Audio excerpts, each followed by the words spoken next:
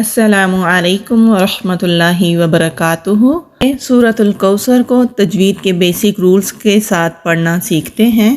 اعوذ باللہ من الشیطان الرجیم، بسم اللہ الرحمن الرحیم۔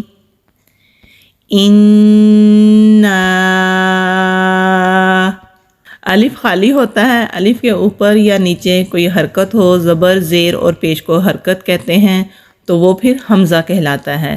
تو یہ حمزہ ہے۔ نون کے اوپر تشدید ہے۔ نون پر جب بھی قرآن پاک میں تشدید ہوتا ہے تو وہاں پر ہم غنہ کرتے ہیں۔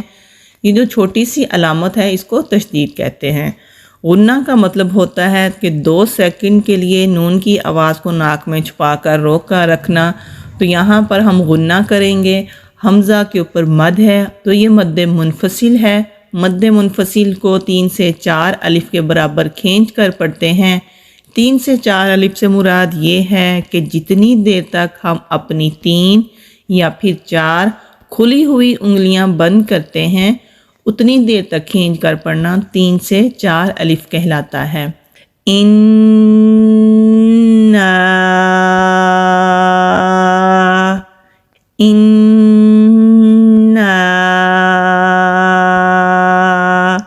یہاں پر حمزہ کے بعد عین آ رہا ہے۔ مین غلطی جو یہاں پر اکثر لوگ کرتے ہیں کہ عین کو ادا ہی نہیں کرتے، تو ہی پڑھ لیتے ہیں۔ تو یہ بہت بڑی غلطی ہو جاتی ہے۔ جب ہم کسی حرف کو ادا نہیں کرتے تو پھر میننگ بالکل الٹ ہو جاتے ہیں، تو یہ حرام غلطی میں سے ہو جاتا ہے۔ اس لیے ہم نے عین کو ادا کرنا ہے، حمزہ کو تو کے ساتھ ملا کر عین کو چھوڑنا نہیں ہے۔ تو پہلے حمزہ کی ادائیگی ہوگی، پھر عین کی ہوگی۔ عین حروف ہلکی ہے، حلق کے درمیان سے ادا ہوتا ہے۔ تھوڑی سی کوشش کرنے سے عین ادا ہو جائے گا۔ پہلے حمزہ، پھر عین، پھر تو پر جانا ہے۔ تو مستعلیہ حروف میں سے ہے۔ مستعلیہ ان حروف کو کہتے ہیں جو کہ قرآن پاک میں موٹے پڑھے جاتے ہیں۔ زبان ہماری پیچھے سے اوپر کو اٹھے گی تو پھر منہ بھر کر تو ادا ہوگا، اور ہونٹوں کو ہم نے گول نہیں کرنا۔ یا ساکن سے پہلے زبر ہے تو یہ یائے لین ہے، یائے لین کو نرمی سے ادا کرتے ہیں، جھٹکا نہیں دیتے، نہ ہی کھینچتے ہیں۔ نون کے اوپر کھڑی زبر ہے، کھڑی زبر ہو تو اس کھڑی زبر کو بھی 1 الف کے برابر کھینچ کر پڑھا جاتا ہے۔ 1 الف سے مراد ایک کھلی ہوئی انگلی کو بند کرنا ہے۔ کاف باریک ادا کریں گے، پھر باریک کاف ہے۔ واو ساکن سے پہلے زبر ہے تو یہاں بھی واو لین ہے، نرمی سے ادا کریں گے۔ اب آگے حرف سا ہے۔ سا کو جب ہم ادا کرتے ہیں تو ہماری زبان کی ٹپ یعنی کہ جو زبان کی نوک ہے وہ سامنے والے اوپر کے جو 2 دانت ہیں وہاں پر نرمی کے ساتھ ٹچ کریں گے، اور ایک چاول کے دانے کے برابر زبان کی نوک دانتوں سے باہر نکالیں گے، تو پھر سا نرمی سے ادا ہوتا ہے۔ یہاں جو غلطی کی جاتی ہے وہ یہ کہ سا کو سین کی طرح پڑھ لیا جاتا ہے، تو یہ بھی بہت بڑی غلطی ہوتی ہے۔ اس غلطی سے بھی بچنا ہے۔ سا بہت آسان حرف ہے، بہت آسانی سے ادا ہو جاتا ہے۔ را کے اوپر زبر ہے، جب را کے اوپر زبر ہوتی ہے تو را کو ہم موٹا پڑھتے ہیں۔ آگے وقف کی علامت ہے۔ وقف کہتے ہیں سانس اور آواز دونوں کو روک کر پڑھنے سے رک جانا۔ جب ہم پڑھنے سے رکیں گے تو پھر ہم دیکھیں گے کہ را سے پہلے کون سی حرکت ہے۔ تو را سے پہلے زبر ہے تو پھر را کو بھی ہم موٹا ہی پڑھیں گے اور را ساکن ہو جائے گا۔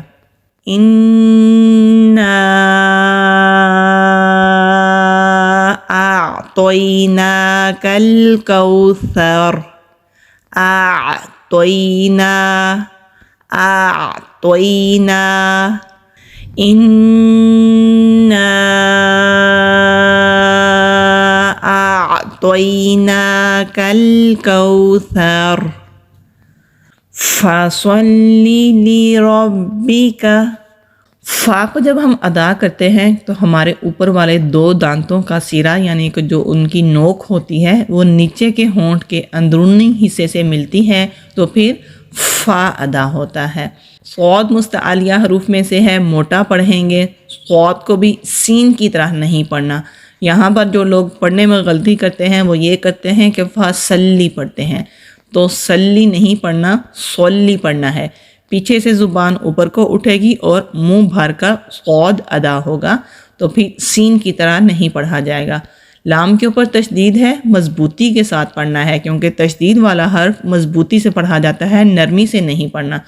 فصلی، فصلی، فصلی آرام سے نہیں پڑھیں گے، صلی لربک، لام کو کھینچیں گے نہیں را کے اوپر، کیونکہ زبر ہے تو را کو موٹا پڑھیں گے اور را کو با کے ساتھ مضبوطی سے ملائیں گے، کاف باریک ادا ہوگا۔ ہا حروف ہلکی ہے، حلق کے درمیان سے ادا ہوگا۔ اب آگے را ساکن ہے اور پھر وقف کی علامت ہے، تو را ساکن سے پہلے زبر ہے تو پھر ہم را کو بھی موٹا ہی پڑھیں گے۔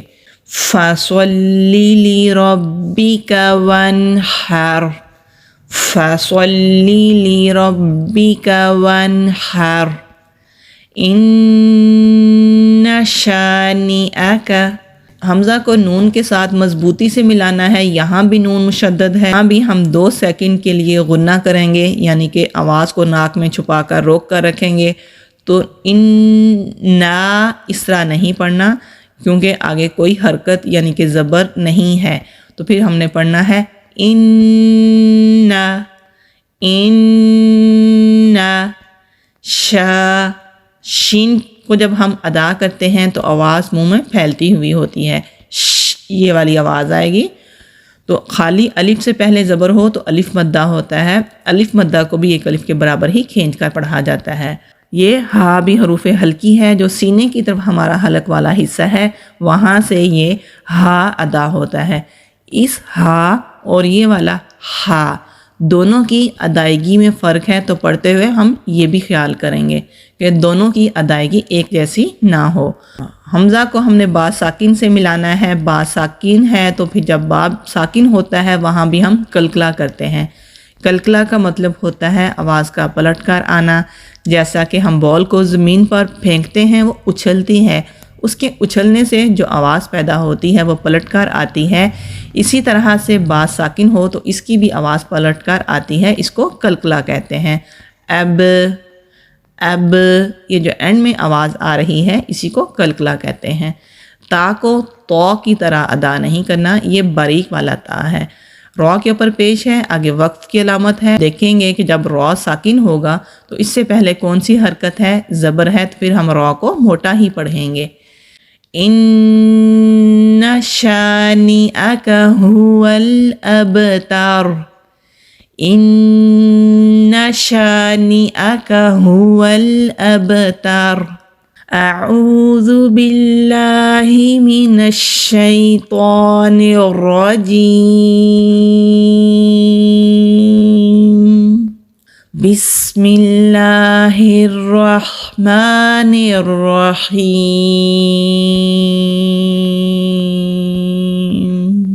اِنَّا